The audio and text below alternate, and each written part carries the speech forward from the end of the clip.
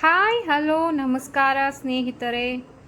Rajeshwari blogs ಇನ್ ಕನ್ನಡ ಚಾನಲ್ಗೆ ಸ್ವಾಗತ ಸುಸ್ವಾಗತ. ಇವಾಗಿನ ರೆಸಿಪಿ ಬಂದು ಚಿಕನ್ ಮಸಾಲ ಹೇಗೆ ಮಾಡೋದು ಅಂತ ನೋಡೋಣ ಬನ್ನಿ. ರೆಸಿಪಿ ಚಿಕನ್ ಮಸಾಲ ಮಾಡೋದು ಹೇಗೆ. ಮೊದಲಿಗೆ ಚಿಕನ್ನಿಗೆ 1 table spoon ginger garlic paste, ಅರ್ಧ ಹೋಳು ನಿಂಬೆ ರಸನ ಇದಕ್ಕೆ ಹಾಕಿ, ಚಿಟಿಕೆ ಅರಿಶಿನ ಹಾಕಿ,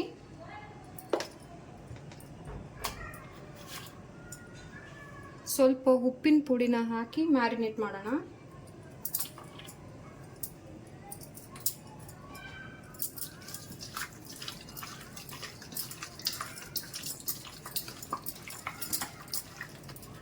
ಈಗ ಇದು 10 ರಿಂದ 15 ನಿಮಿಷ ಮ್ಯಾರಿನೇಟ್ ಆಗಕ್ಕೆ ಇಟ್ಬಿಡೋಣ.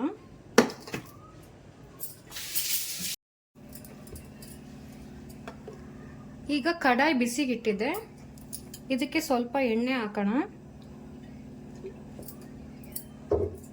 ಇದಕ್ಕೆ 5 ಬ್ಯಾಡಗಿ ಮೆಣಸಿನ್ಕಾಯಿ ಹಾಕ್ತಾ ಇದ್ದೀನಿ. ಬೇಕಿದ್ರೆ ಹಾಕ್ಬೋದು, ಇದು ಕಲರ್ಗೆ ಮತ್ತೆ ಟೇಸ್ಟ್ಗೋಸ್ಕರ ಹಾಕ್ತಾ ಇದ್ದೀನಿ.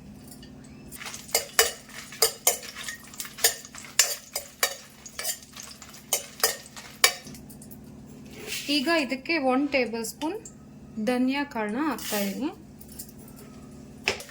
ಸ್ವಲ್ಪ ಬೆಚ್ಚಗೆ ಮಾಡ್ಕೊಂಡ್ರೆ ಸಾಕು.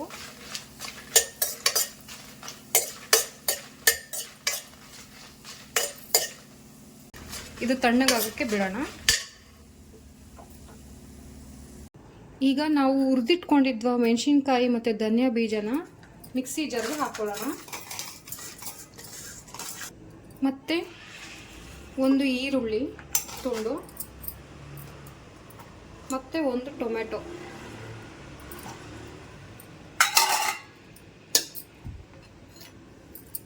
ಹಾಗೂ 1 ಟೇಬಲ್ ಸ್ಪೂನ್ ಗರಂ ಮಸಾಲ ಮತ್ತು ಚಿಕನ್ ಮಸಾಲ ಇದರಲ್ಲಿ ಮಿಕ್ಸ್ ಇದೆ, ಒಂದೊಂದು ಟೇಬಲ್ ಸ್ಪೂನ್ ಎರಡೂ ಹಾಕೋಣ.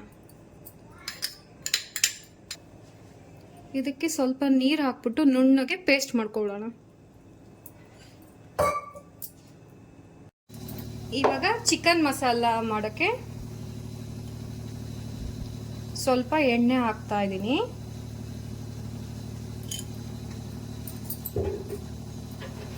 ಈಗ ಇದಕ್ಕೆ ಕಟ್ ಮಾಡಿ ಇಟ್ಕೊಂಡಿರುವಂತ ಹಸಿ ಮೆಣಸಿನ್ಕಾಯಿನ ಹಾಕ್ತಾ ಇದ್ದೀನಿ.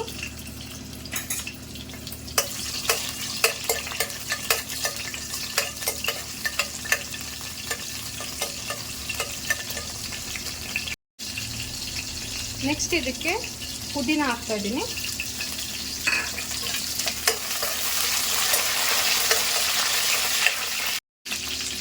ಈಗ ಇದಕ್ಕೆ ಕಟ್ ಮಾಡಿ ಇಟ್ಕೊಂಡಿರುವಂಥ ಈರುಳ್ಳಿನ ಹಾಕೋಣ.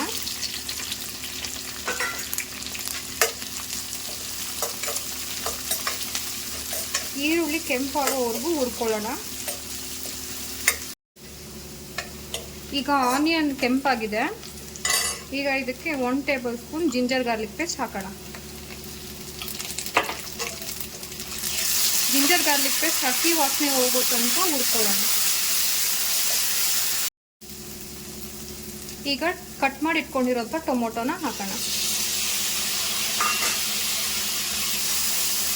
ಚಿಟಿಕೆ ಅರಿಶಿನದ ಪುಡಿ ಹಾಕೋಣ. ಈಗ ಮ್ಯಾರಿನೇಟ್ ಮಾಡಿ ಇಟ್ಕೊಂಡಿದ್ದಂಥ ಚಿಕನ್ನ ಹಾಕೊಂಡು ಒಂದು 15 ನಿಮಿಷ ಹುರ್ಕೊಳ್ಳೋಣ.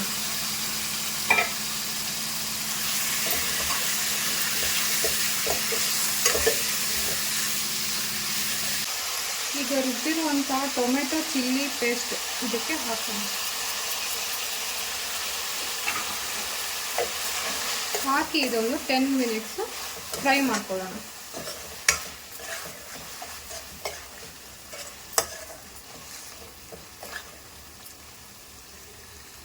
ಉಪ್ಪಿನ ಪುಡಿ ಹಾಕೋಣ ಸ್ವಲ್ಪ.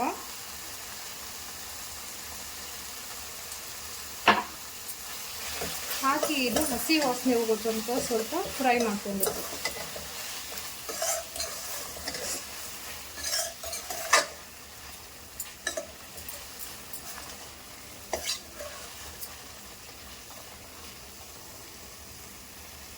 ಅದಕ್ಕೆ ನೀರು ಹಾಕೋಣ.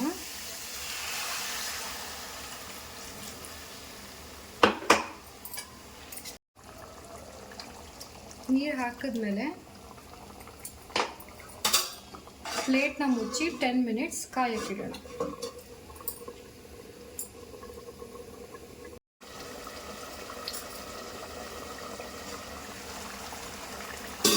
ಚಿಕನ್ ಮಸಾಲ ರೆಡಿ ಆಗಿದೆ. ಇವಾಗ ಇದಕ್ಕೆ ಲಾಸ್ಟಲ್ಲಿ ಸ್ವಲ್ಪ ಕೊತ್ತಂಬರಿ ಸೊಪ್ಪನ್ನ ಹಾಕೋಣ.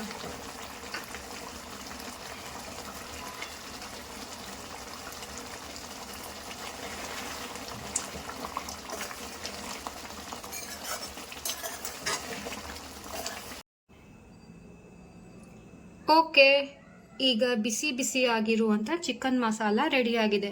ಇದು ಚಪಾತಿಗೆ ಹಾಗೂ ರೋಟಿಗೆ, ಬಿಸಿ ಬಿಸಿ ಅನ್ನಕ್ಕೆ ಕಾಂಬಿನೇಷನ್ ಚೆನ್ನಾಗಿರುತ್ತೆ. Thank you for watching. Bye.